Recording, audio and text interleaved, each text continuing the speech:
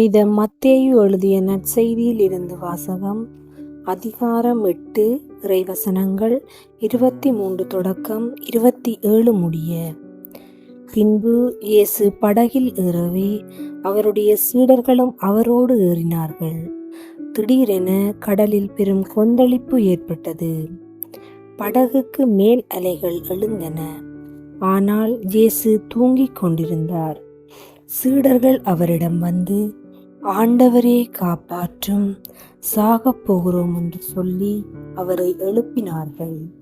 இயேசு அவர்களை நோக்கி, நம்பிக்கை குன்றியவர்களே, ஏன் அஞ்சுகின்றீர்கள் என்று கேட்டு எழுந்து காற்றையும் கடலையும் கடிந்து கொண்டார்.